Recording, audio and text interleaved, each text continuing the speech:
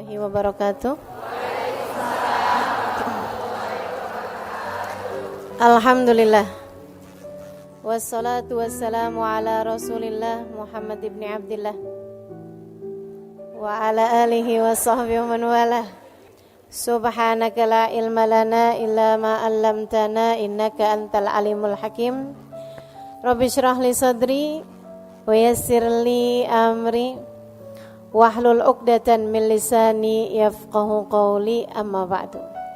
Para teman-teman semua yang hadir di sini, ibu-ibu, kakak-kakak, adik-adik, anak-anak, yang semoga semuanya dirahmati, dicintai Allah Subhanahu wa taala, dimuliakan, disyafaati Nabi besar Muhammad sallallahu alaihi wasallam insyaallah. Amin ya rabbal alamin.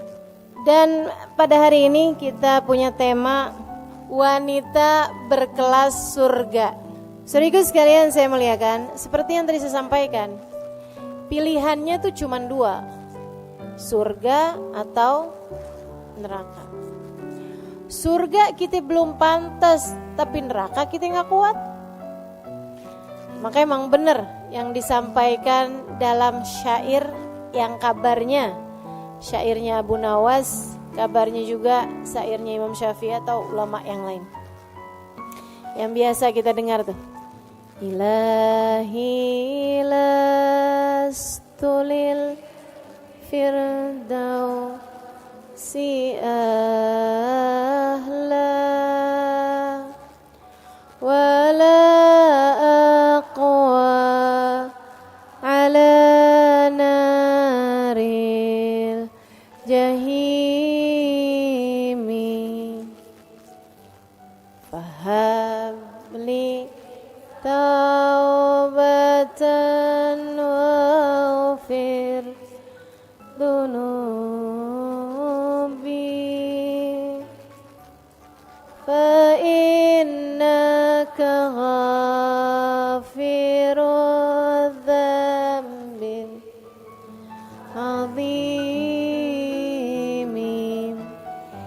Ilahi lastulil firdausi ahla. Ya Allah, belum pantas diri ini masuk surga. Tapi pilihannya cuma dua. Kalau nggak masuk surga berarti masuk wala aqwa ala naril jahimi. Tapi suruh masuk neraka juga kita nggak kuat ya Allah. Fahabli taubatan waghfir dunubi. Yang bikin kita gak pantas masuk ke dalam surga ini karena dosa-dosa kan. Dosa-dosa bikin orang pantasnya masuk neraka. Kalau gitu fahabli taubatan. Ya Allah, karuniakanlah kepada kami taubat. Waghfir dunubi. Ampunkan segenap dosa-dosaku. Fa innaka ghafirud dzambil azimi. Sebab meski dosaku besar, bukankah engkau adalah Tuhan pengampun dosa-dosa besar. Saudaraku sekalian saya muliakan, karenanya kita minta sama Allah, ya Allah, biar kata belum pantas, dipantes-pantesin apa ya Allah. Walaupun belum kelasnya masuk surga, dikelas-kelasin, anak bawang gak apa-apa ya Allah. Nah ini kita minta sama Allah Subhanahu wa taala, masukin ke dalam surga ya Allah, walaupun belum kelasnya, anak bawang gak apa-apa deh. Nyelip di pojokan gak apa-apa deh. Gak dikasih rapot gak apa-apa deh. Yang penting itu masuk surga. Soalnya pilihannya susah banget. Gak surga neraka ya Allah, gak deh neraka mah. Neraka tuh jangan pernah dijadikan pilihan, gak bakalan tahan. Allah yang nyiptainnya aja bilang, fama asbarahum 'alan nar. Coba sih mau lihat gimana kamu sabarnya dari neraka. Gak bakalan sabar, gak bakalan tahan, gak bakalan kuat. Teman-teman saya sekalian, kabarnya siksaan terkecil di neraka dipakein sendal. Sendalnya dari api dipakai mendidih ke ubun-ubunnya. Itu siksaan terkecil di neraka. Kita gak mau nih makanya. Neraka tuh mampir aja jangan. Transit nih cuman bentaran gitu. Jangan. Ngeri teman-teman saya sekalian. Sehari, aduh boro-boro sehari. Sejam kita nggak mau. Nah seharinya inna yauman inda rabbika ka alfi sanatin mimma ta'udun. Sesungguhnya satu hari di hari akhirat nanti setara 1000 tahun kalian waktu di dunia. Nggak pakai deh, nggak pakai sehari, nggak pakai sejam, nggak pakai semenit. Kami bahkan meminta kepada Allah, kita bahkan meminta kepada Allah agar bisa masuk surga dan melewati nerakanya secepat kilat, insya amin ya rabbal. Nah terus gimana nih biar kita nih bisa masuk surga? Berdasar dengan apa yang sudah selama ini kita tahu dari para ulama, syaratnya masuk surga itu 4. Iman, amal, takwa, cinta. Ada 4 tuh teman-teman saya sekalian. Yang pertama iman, itu kayak daftar. Kita kalau mau pendaftaran kan ada pertanyaannya tuh. Nah ini pendaftaran nih, ruang lobi. Mau masuk ke surga ada daftarnya. Daftarnya pakai apa? Iman. Kalau kamu gak punya imannya gak tembus pendaftaran. Imannya kepada siapa? La ilaha illallah Muhammad Rasulullah. 2 kalimat syahadat tidak terpisahkan.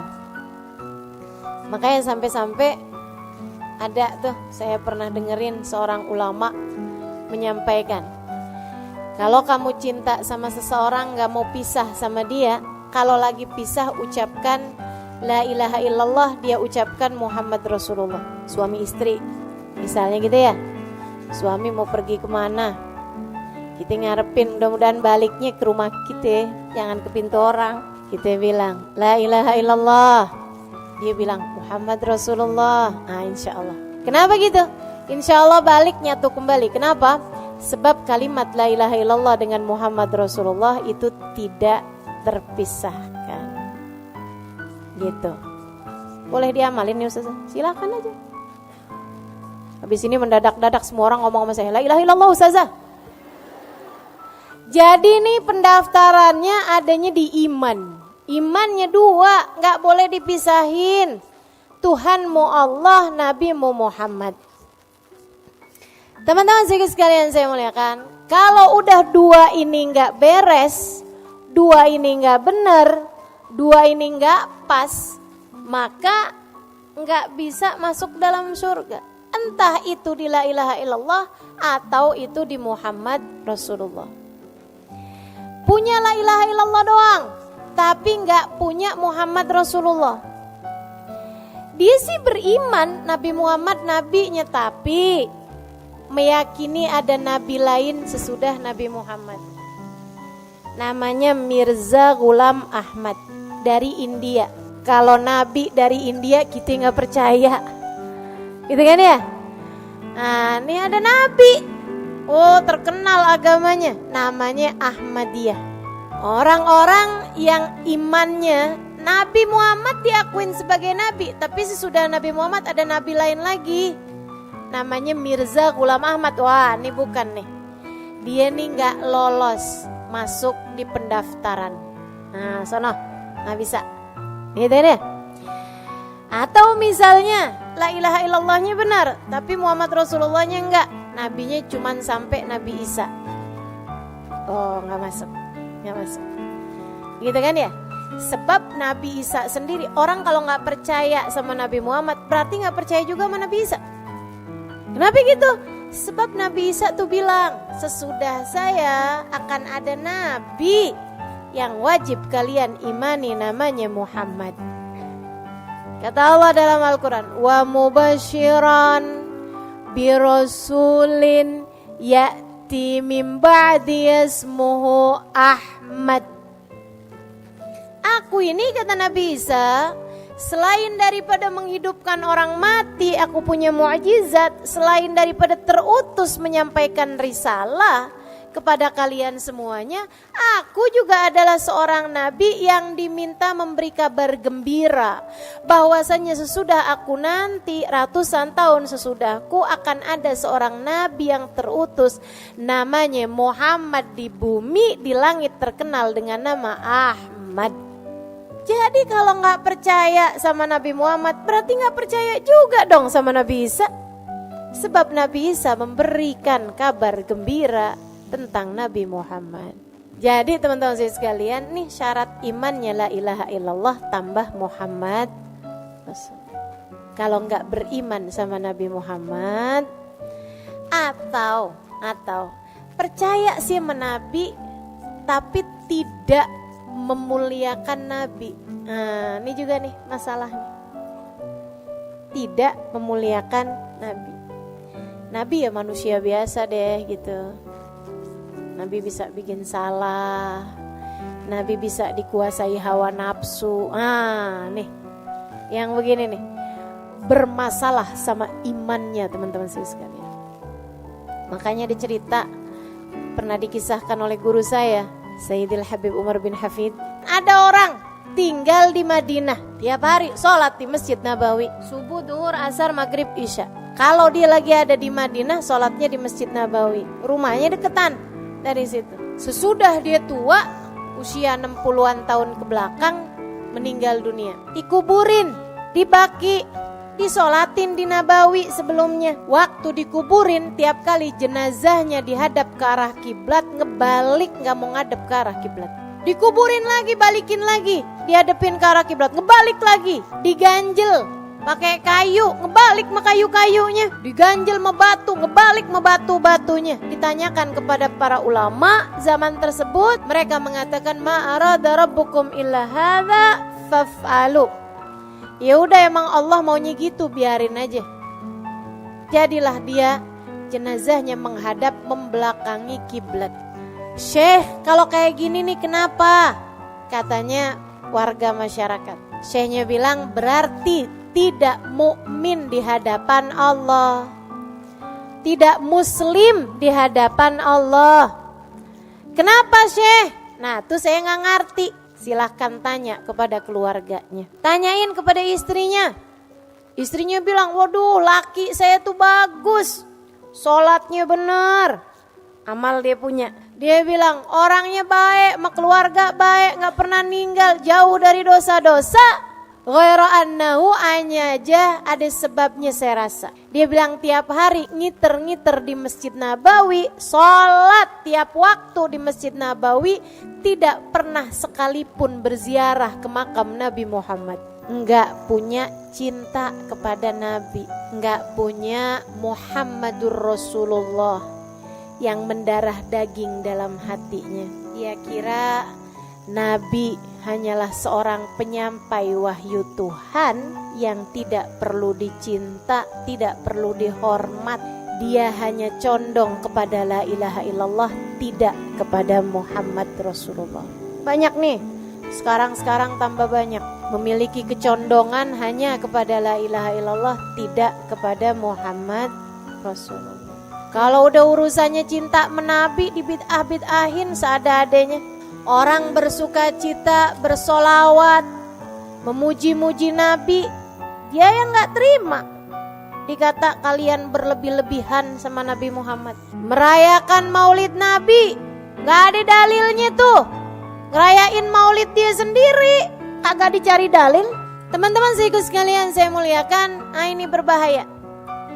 Karena hanya condong kepada la ilaha illallah, tidak kepada Muhammad Rasulullah. Kita hormat kepada Nabi Muhammad, kita iman kepada Nabi Muhammad, kita cinta kepada Nabi Muhammad, sama halnya dengan kita iman kepada Allah, kita hormat kepada Allah, dan kita pun tentu saja cinta kepada Allah. Iman kepada Allah nih teman-teman sekalian, bukan hanya bilang asyhadu an la ilaha illallah, akan tetapi makna la ilaha illallah, tidak ada Tuhan yang boleh disembah kecuali Allah. Kita tidak sujud kecuali kepada Allah. Kita tidak patuh butuh kecuali kepada Allah. Sebab kita meyakini tidak ada pemberi kehidupan kecuali Allah. Tidak ada pengatur kehidupan kecuali Allah. Tidak ada pemberi rizki kecuali Allah. Tidak ada penentu jodoh kecuali Allah. Jadi orang yang beriman kepada Allah gak ada ceritanya cinta ditolak dukun bertindak. Karena dia tahu gak ada ceritanya jodoh saya ditikung sahabat sendiri gitu. Gak ada ceritanya tuh. Orang yang beriman faham makna la ilaha illallah adalah la haula wala quwata illa billah. Gak ada kekuatan mendatangkan kebaikan, gak ada kekuatan menghindar dari keburukan kecuali semuanya dari Allah. Gak ada. La mani' lima atait, wala mu'ti lima manat, wala radda lima qadait. Tidak ada yang bisa memberi jika Allah hendak menghalangi. Tidak ada yang dapat menghalangi ketika Allah hendak memberi.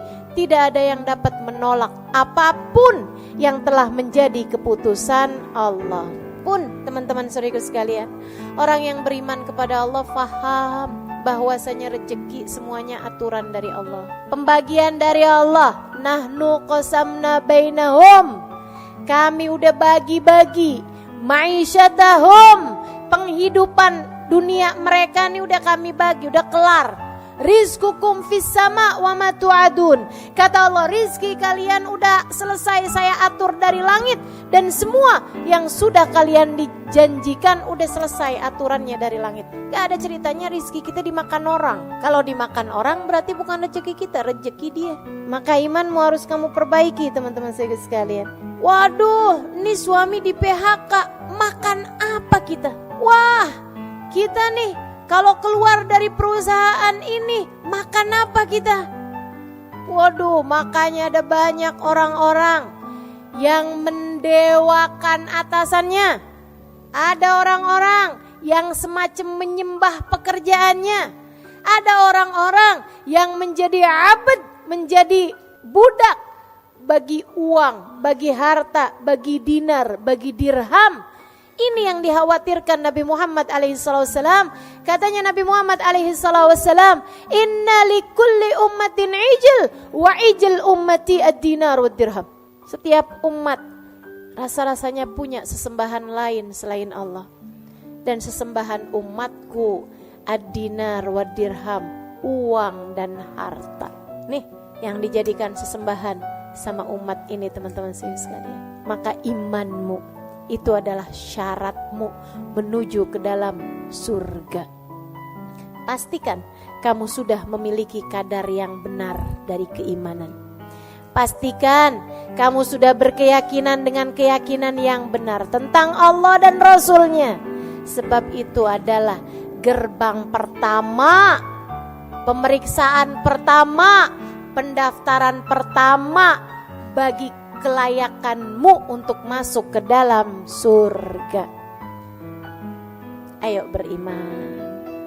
Saudaraku sekalian, jangan pernah lepas dari hati. Iman kepada Allah di satu sisi, iman kepada Nabi Muhammad di sisi yang lain. Cinta kepada Allah di satu sisi, cinta kepada Nabi Muhammad di sisi yang lain. Bahagiamu dengan Allah, bahagiamu dengan Nabi Muhammad. Iman yang nomor 1. Jadi sekalian saya muliakan, yang kedua apaan tadi? Amal. Bukan cuman iman tapi gak pernah dikerjain. Amalin kalau udah tahu. Allah perintahkan sholat, kerjain. Allah perintahin puasa, kerjain. Allah perintahin tutup aurat, kerjain. Allah perintahin sedekah, kerjain. Teman-teman saya sekalian, amal soleh. Sebab memang benar, kita ini bisa masuk surga dengan rahmatnya Allah atau dengan syafaat Rasulullah. Akan tetapi bagi-bagi jatah surga, katanya Allah, adkhulul jannah birahmati waqtasimuha bi'amalikum. Dalam hadis qudsi Allah berfirman, masuklah kalian ke dalam surga dengan rahmatku. Silahkan bagi jatah surga kalian dengan amal perbuatan kalian. Nah kalau kita imannya punya amalnya kagak, keleleran di surga. Kayak udah masuk hotelnya tapi kita belum booking kamarnya. Kan begitu ya? Keleleran kita. Teman-teman sekalian, di hotel nih tapi di lobi doang. Kagak enak ya? Demikian pula dengan di surga nanti. Itu waqtasimu bi'amalikum, bagi-bagi jatah surganya sesuai dengan amal perbuatan kita. Teman-teman saya sekalian, Nabi Muhammad cerita, pintu surga tuh nanti macem-macem. Nih kata Nabi nih, ya. Surga tuh kan ada 7 tingkatan. Darajat, semakin tinggi berarti semakin bagus. Nah di dalam surga yang 7 tingkatan itu juga masing-masing jatah surganya dibagi-bagi sesuai dengan amal perbuatan. Makanya Nabi Muhammad bilang, innalil jannati bab yuqalu lahur rayyan. Sesungguhnya di dalam surga terdapat satu pintu namanya Rayyan. La yadkhuluhu illa shaimun.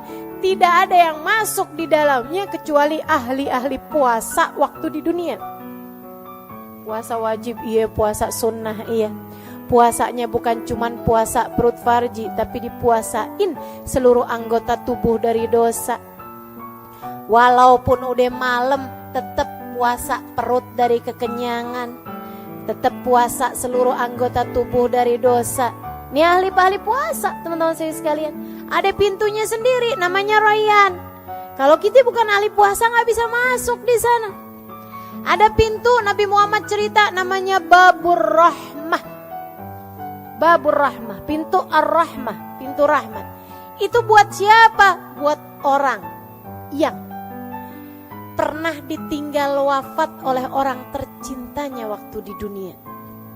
Dan ketika ditinggal wafat, meninggal dunia oleh orang yang dia cintai waktu di dunia, tinggal mati sama orang yang dicinta waktu di dunia, dia segera bersabar di awal kali mendengarkan musibah tersebut, berkata inna lillahi wa inna ilaihi raji'un, alhamdulillah ala kulli hal. Ibni li abdi baitan fil jannah wa sammihi baitul hamd. Katanya Nabi Muhammad alaihissalam, Allah berfirman, hambaku, wahai malaikatku, bangunkan untuk hambaku sebuah rumah di surga. Kasih nama rumah tersebut Baitul Hamd, rumahnya orang yang pandai berterima kasih kepada Allah. Kekasihnya meninggal, dia tetap berterima kasih juga kepada Allah. Karena dia faham apapun yang terjadi adalah yang paling baik yang Allah berikan pada hambanya. Masya Allah. Jadi teman-teman saya sekalian, ada pintunya sabar, ada pintu buat ulama, ada pintu buat orang-orang ahli dakwah fillah, ada pintu buat anak yang berbakti kepada orang tua, ada pintu buat orang-orang ahli jihad fisabilillah, ada pintu buat para pembaca Al-Quran dan pengamal Al-Quran, ada pintu-pintunya teman-teman saya sekalian. Dan buat istri yang solehah, yang dia bakti kepada suaminya, bikin ridho suaminya, sampai suaminya merasa bahwa hidupnya seperti berada di surga bersama dengan istrinya yang solehah tersebut. Teman-teman saya sekalian yang saya muliakan, dia junjung, dia muliakan suaminya. Jadi istri yang benar-benar mampu membahagiakan suaminya, kalau meninggal dunia boleh pilih pintu surga manapun yang dia inginkan. Bebas, kamu bebas milih pintu surga manapun yang kamu inginkan. Masya Allah. Bu, para istri, ini kita bisa masuk surga jalur pintu khusus nih. Boleh milih teman-teman saya sekalian. Ayyuma imra'atin salat fardha, samat syara, wa ta'at zawjaha, faltadkhulil jannah min ayyi babin sya'at.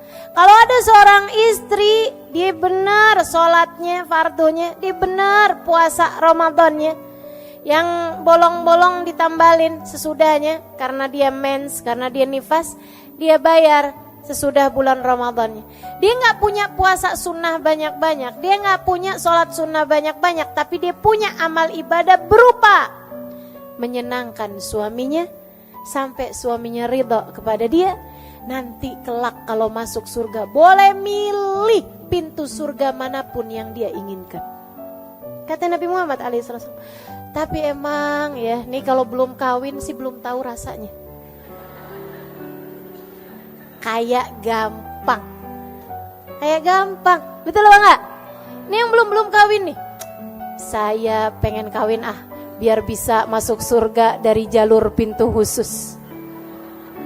Yang belum kawin. Yang udah pada kawin nih, ya Allah kayak kagak bisa dah lewat pintu yang nono.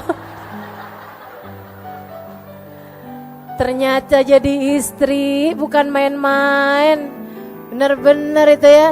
Ya Allah, ya Allah. Emang suami ini bener-bener pintu surga, teman-teman sekalian. Emang bener-bener jalan surga, beneran dah. Dan karena surga itu mahal, emang susah. Susah mau masuk dari jalur yang ini nih, sampai mikirnya kayak begini, jalur lain aja dah. Ya Allah. Dah para istri ya, kalau suamimu lagi nyenengin, emang jalan surga mah enak gitu. Kalau suamimu lagi rada nyebelin, emang jalan surga mah berat gitu. Tapi biar kata berat kita jalanin, ya enggak? Hadiahnya surga, teman-teman saya sekalian. Jadi kalau lagi kesel-kesel sama suami, ingetin diri aja surga. Surga. Suami lagi marah-marah, kita senyum aja, bayangin surga. Surga gitu. Gak apa-apa. Suami lagi ada nyebutin nama salah satu yang ada di kebun binatang, biarin dia aja ke surga. Surga, saya gak mau balas, saya gak mau. Insya perlu amal soleh, teman-teman saya sekalian. Perlu amal soleh. Sampai-sampai nih, waktu Nabi Muhammad cerita kayak begitu, ada sahabat nanya. Nabi Muhammad tuh cerita, jadi kamu kalau masuk surga, tuh yang namamu ada di pintu situ bakal memanggilmu. Tenang, kamu gak usah susah-susah tuh nyari nama kita ada di mana. Gak usah teman-teman. Begitu kita masuk surga, pintu yang ada nama kita di situ bakal manggil. Halimali terus, gitu. Ya kan contohnya kan mesti yang enak-enak, biar jadi doa. Gitu ya. Jadi tuh pintu bakalan manggil, teman-teman sekalian. Begitu kan? Nah kalau yang istri yang solehah nih, ya itu dia, boleh jalan, boleh milih, pengen masuk yang mana gitu. Saudaraku sekalian yang saya muliakan. Nah ini nih, Nabi waktu cerita itu sampai ada sahabat acung tangan. Rasul mau nanya dong, kenapa kata Nabi? Ada gak Rasul? Dari baiknya nih orang sampai semua pintu surga manggil dia. Ada gak itu? Kata Nabi Muhammad, ada. Dia adalah Abu Bakar As-Siddiq. Semua pintu surga manggil dia, teman-teman. Ya Allah, luar biasa, benar ya, sahabat baginda kita Nabi Muhammad SAW. Yang satu ini, sambilan mikir gitu, kita gimana nih ya? La ilaha illallah, la ilaha illallah. Mudah-mudahan dah biar keterima sama Allah, biar dirahmati sama Allah, biar disayangi sama Rasulullah. Kali-kali gitu dicariin, ya enggak? Amin ya Rabbal. Baik tuh, satu tadi apa? Dua, pastikan ada yang bisa kita andelin. Pastikan bahwa amal ibadah kita itu juga ada yang bikin kita jadi pantas masuk surga. Sabar-sabarin teman-teman saya sekalian. Emang yang namanya ibadah mah karena jalan menuju surga tuh kan, jadinya kan berat tuh. Namanya ibadah memang berat. Tahajud ngantuk, ya enggak? Puasa lapar. Semua ibadah memang kayak begitu. Hadir pengajian Gua tuh gak pada males gini ya Allah. Jadi teman-teman sekalian tuh amal soleh. Kemudian yang ketiganya apa tadi? Takwa. Saudariku sekalian saya bilang, apa tuh takwa? Jauhi dosa. Itu takwa. Takwa itu punya rasa takut sama Allah, membuatmu tergerak mengerjakan perintahnya dan menjauh dari larangannya. Takwa, jauhin dosa. Kalau kepengen masuk surga, ya jangan menempuh jalan yang bikin kamu masuk neraka. Kan katanya pengen masuk surga. Maka wanita berkelas surga seharusnya nggak booking tempat di neraka. Katanya Nabi Muhammad alaihissalam, man balag umruhu arba'in falam yujawiz khairuhu syarrah falyatajahaz ilan nar. Siapa yang umurnya 40 tahun tapi dosa-dosanya banyak banget, gak lebih daripada pahala yang sudah dia buat. Umur 40 tahun masih rajin banget bikin dosa, falyatajahaz maq'adahu minan nar. Dia sedang mempersiapkan tempatnya di dalam neraka. Dosa tuh bikin kita masuk neraka. Maka kalau kamu pengen masuk surga, jauhin dosa. Udah punya suami, masih seneng aja WhatsAppan melaki orang. Ada di sono, sini. Kalau kurang, jangan utang. Apalagi kalau hutangnya hutang riba, haram. Teman-teman, haram. Haram. Itu dosa paling parah tuh, dosa riba. Serem banget.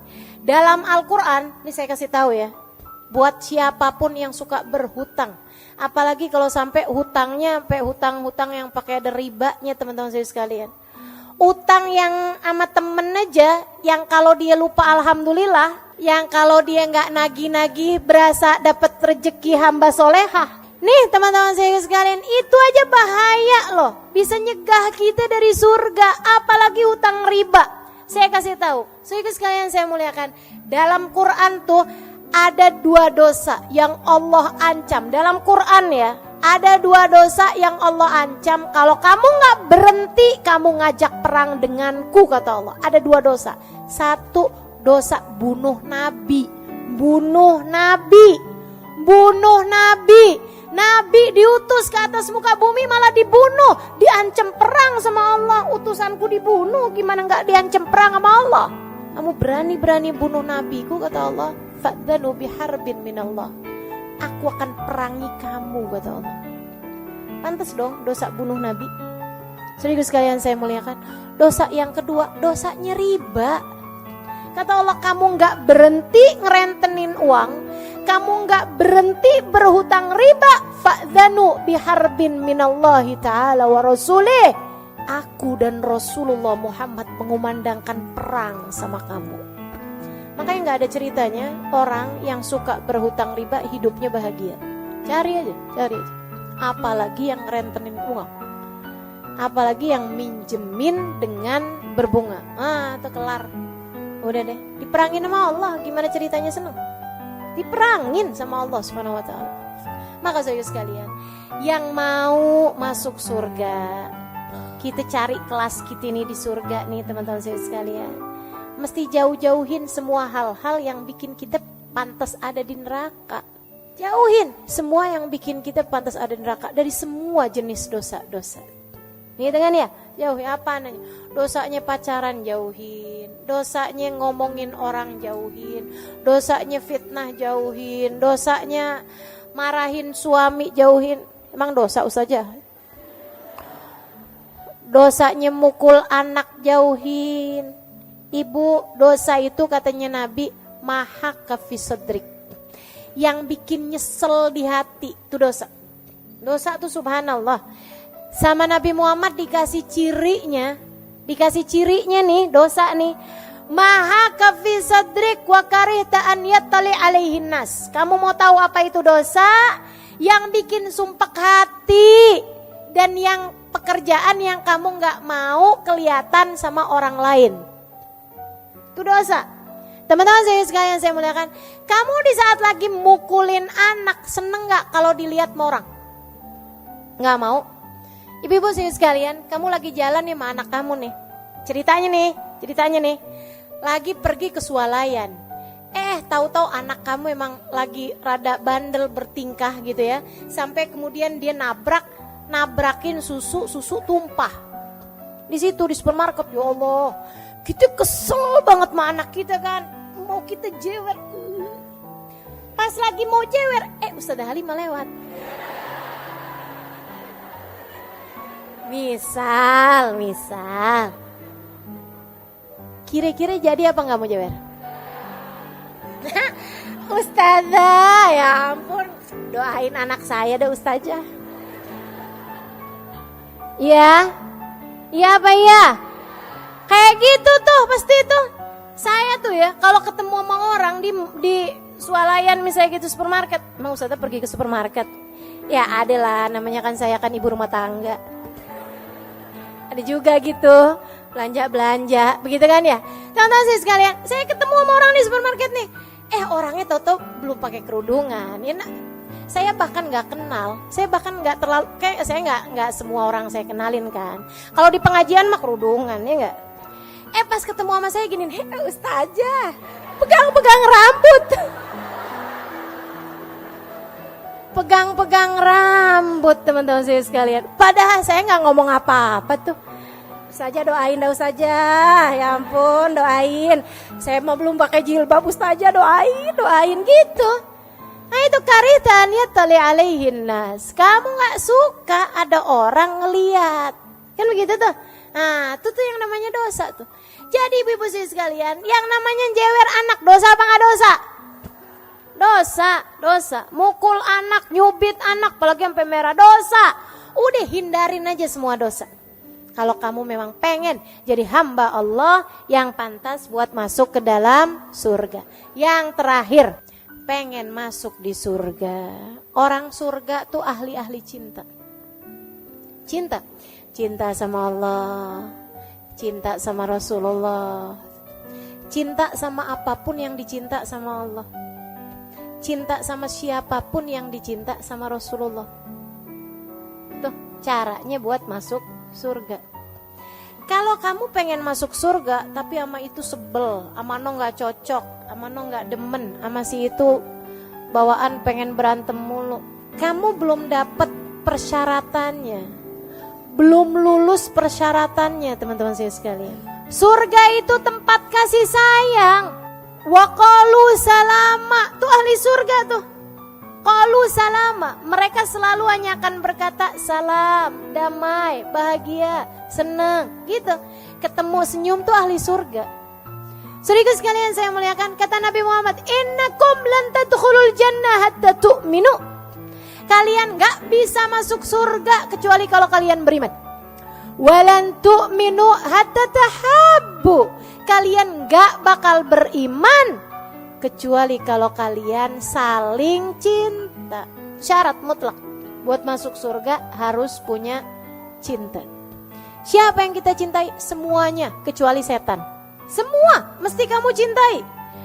Bahkan gak cuman manusia teman-teman saya sekalian, malaikat kamu mesti cinta. Kan begitu ya? Abis gitu makhluknya Allah, binatang-binatang aja kita mesti cinta sama binatang. Cintai kucing, jangan dipukulin sapu mulu. Kan begitu ya? Cintai binatang-binatang, cintai makhluk hidup, pepohonan pun kamu mesti cintai. Kan begitu ya?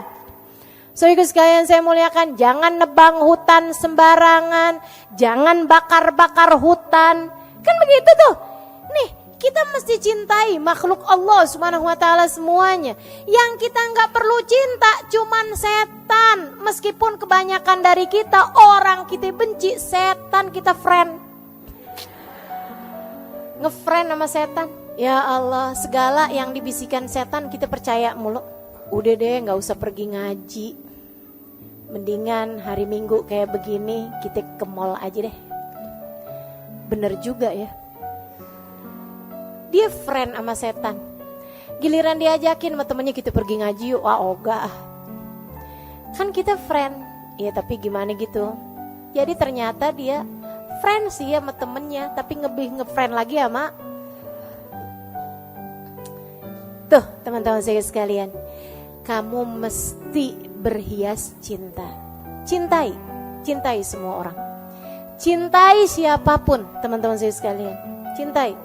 Cintai suamimu lebih daripada cintamu kepada siapapun, laki-laki.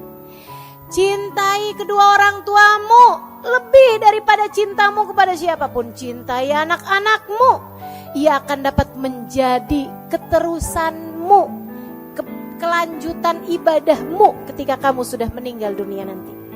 Cintai guru-gurumu, kalau tidak karena mereka, kamu tidak mengerti jalan menuju surga. Cintai orang-orang di sekelilingmu, mereka adalah saksi-saksimu di atas muka bumi ini. Saksi-saksi kita di atas muka bumi ini. Baik yang kamu lakukan kepada mereka, maka akan baik pula lah penyaksian mereka untukmu di hari akhirat nanti. Jelek yang kamu lakukan kepada mereka, maka akan direpotkan kamu dengan penyaksian keburukan-keburukanmu kelak di hari akhirat nanti. Maka teman-teman saudara sekalian, syarat menuju surgamu ada 4. Laksanakanlah itu dalam kehidupanmu. Miliki iman yang dapat membuatmu faham tidak ada sesuatu terjadi kecuali dengan izin Allah, dan bahwa manusia yang seharusnya kamu ikuti jalannya di atas muka bumi ini, kamu hormati lebih daripada siapapun. Imam bagi kehidupanmu adalah bagindamu Nabi besar Muhammad sallallahu alaihi wa ala alihi wasallam. Kemudian yang kedua, milikilah amal soleh, amal perbuatan, bergegaslah, fastabiqul khairat, lakukan amal-amal ibadah. Salah satunya adalah berusaha untuk bangun sebelum subuh dan mengerjakan tahajudmu, teman-teman saudariku sekalian, sebab itu adalah waktu intim antaramu dengan Allah Subhanahu wa taala. Kemudian yang ketiganya, takwa. Jauhilah perbuatan-perbuatan dosa, ia akan dapat menarikmu menuju neraka. Dan yang terakhir, cintailah semua hamba-hamba Allah Subhanahu wa taala, wabil khusus cintailah umat Nabi besar Muhammad sallallahu alaihi wasallam yang kamu berharap kelak beramai-ramai masuk ke dalam surga Allah bersama dengan mereka semua. Rabbana zalamna anfusana wa illam taghfir lana wa tarhamna lanakunanna minal khasirin. Rabbana atina fid dunya hasanah wa fil akhirati hasanah wa qina adzabannar. Da'wahum fiha subhanakallahumma wa tahiyatum fiha salam. Akhiru da'wana anil hamdulillahi rabbil